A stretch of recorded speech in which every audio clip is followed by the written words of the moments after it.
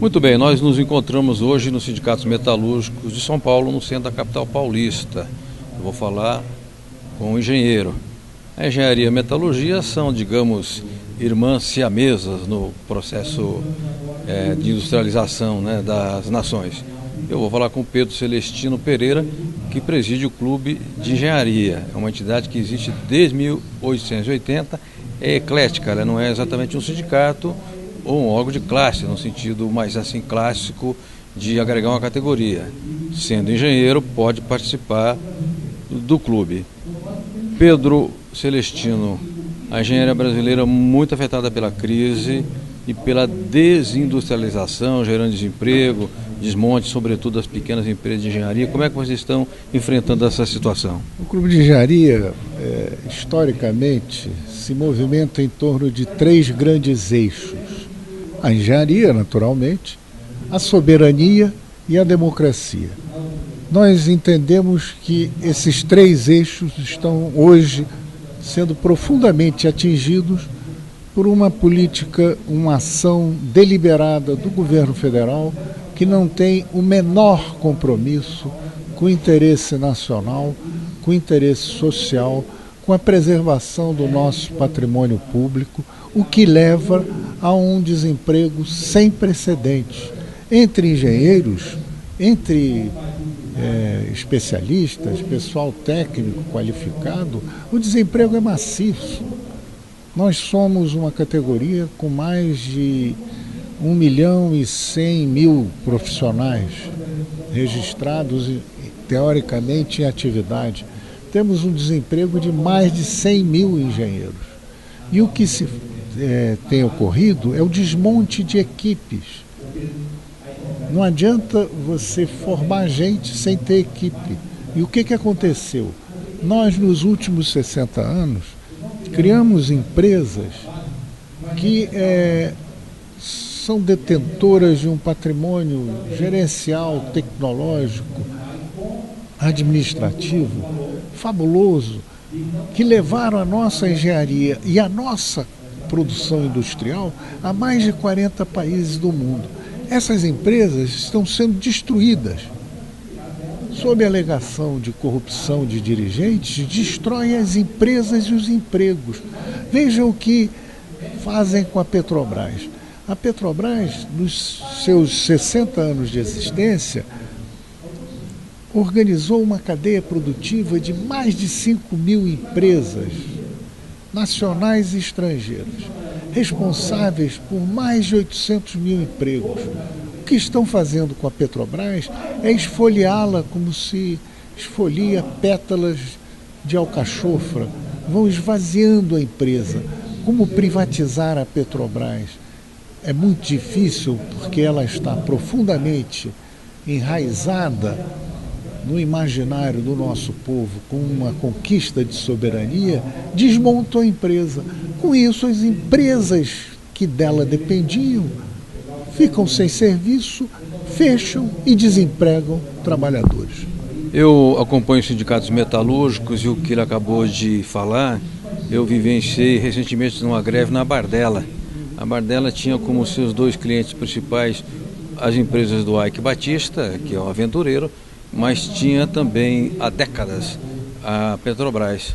E agora ela perdeu a Petrobras e a empresa está em situação de falência, não paga os empregados, etc.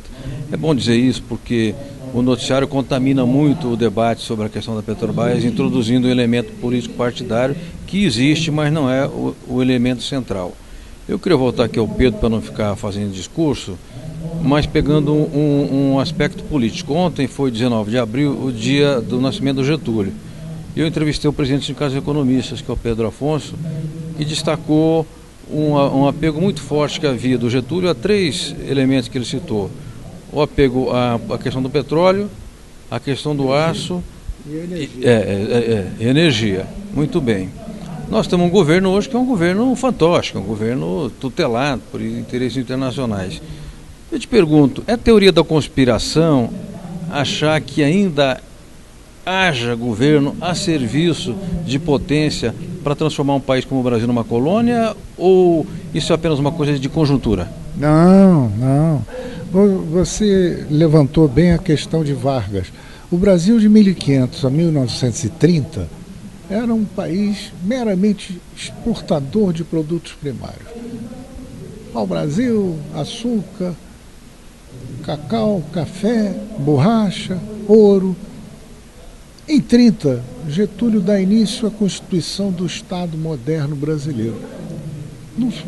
Ao longo das décadas seguintes, nós nos baseamos em siderurgia, aço, energia elétrica e petróleo. Essa luta é uma luta que existe até hoje. Entre os setores que só olham para fora, que não têm a menor preocupação com soberania e com desenvolvimento no interesse do nosso povo, e os setores que olham o Brasil no interesse do seu povo. Essa luta, ao longo dos últimos 60 anos, nunca deixou de ser travada. E nós passamos por sucessivos regimes, governos, ditadura, mas crescemos. Na década de 60, nós éramos a 56ª economia do mundo. Dependíamos do café.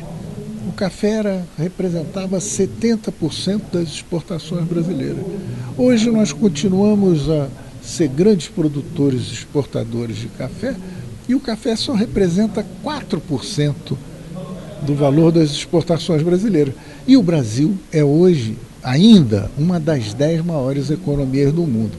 Esse governo que está aí é o primeiro governo desde 1930 que não tem o menor compromisso com qualquer tipo de interesse nacional ou social. Ele se dedica única e exclusivamente a destruir o que foi arduamente conquistado por sucessivas gerações de brasileiros. Ô Pedro, é claro que o clube não é um sindicato, não é um órgão de classe no sentido assim mais tradicional, mas ele agrega profissionais, engenheiros, há muitos engenheiros de especialidade diferente, novas tecnologias, agregam pessoas inteligentes, que a engenharia talvez seja o setor que expresse melhor a aplicação da inteligência na economia efetiva, portanto tem muita qualidade entre os engenheiros. Agora é claro que os engenheiros eles compõem o segmento da classe média brasileira sobretudo. E a classe média foi muito contaminada pelo discurso ideológico, de bater panela e colocar aquele discurso denista de corrupção como se ele fosse o elemento central da crise ou do debate político.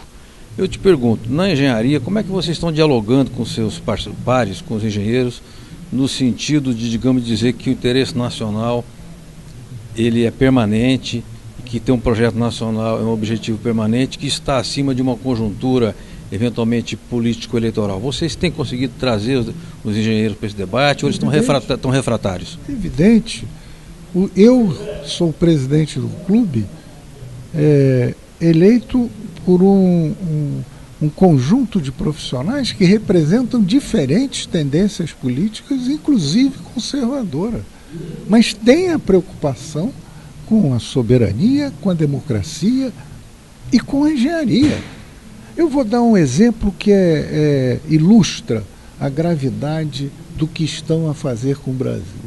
A Volkswagen foi agora há pouco tempo pilhada, fraudando 8 milhões de clientes no mundo por conta de índices de poluição atmosférica acima dos admissíveis em seus veículos. A direção da Volkswagen caiu, seus dirigentes foram processados, a Volkswagen paga multas milionárias no mundo inteiro. Mas não deixou de produzir um veículo, nem na Alemanha, nem no resto do mundo. Os empregos foram preservados e a empresa foi preservada. Aqui não, nós jogamos fora a criança, a água e a bacia. Para quê? Para que voltemos a ser dependentes do estrangeiro. Nós não temos nada contra o estrangeiro que venha para cá produzir, que venha gerar empregos, pagar impostos, contribuir para o nosso desenvolvimento. A nossa posição não é xenófoba, não é contra o estrangeiro, mas ela é contra, sim, aqueles que de fora querem destruir esse patrimônio que nós conquistamos arduamente nas últimas décadas. Pedro Celestino, presidente do clube de engenharia. Eu queria saber se um estudante de engenharia também pode fazer parte do clube, ou engenheiro, eventualmente. Eu tenho vários amigos engenheiros. O sujeito tem lá uma empresinha, faz uma ponta de estrada, faz uma casa, faz lá um conjuntinho no interior. E ele pode participar do clube de que forma? Ele fica sócio, ele entra no site, qual é o meio? O clube tem abrangência nacional. Evidentemente que com o desenvolvimento do país, com o surgimento de escolas de engenharia pelo Brasil inteiro, há muitas entidades congêneres em outros estados, mas ele é aberto à filiação a qualquer profissional de engenharia. Nós temos estudantes de engenharia.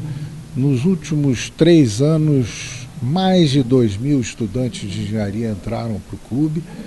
Temos uma secretaria de assistência ao estudante, temos um portal na internet. A filiação ao clube pode ser feita pela internet e temos um programa de debates, eventos ao longo do ano, que são muitas vezes transmitidos pela Web TV. Mas quando não são colocados as transcrições no portal que é clubedeengenharia.org.br.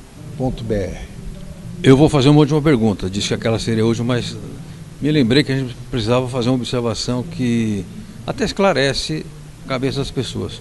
Num ambiente metalúrgico, por exemplo, o engenheiro e o peão, ou prensista, ou o sujeito do torno, ou quem trabalha aí no setor produtivo, eles mais ou menos dividem o mesmo espaço, né? Até o espaço físico, as tarefas são complementares. Na área sindical, há um esforço de aproximar engenheiros e metalúrgicos, por exemplo. Você vê viabilidade? É por isso que eu estou aqui, convidado pelo Miguel Torres, e participei da última reunião. Eu venho com prazer procurar a aproximação dos engenheiros com os metalúrgicos. Como você bem disse, na metalurgia, a alma da indústria mecânica, metal-mecânica, é o metalúrgico e o engenheiro. Eles têm que estar juntos nessa luta.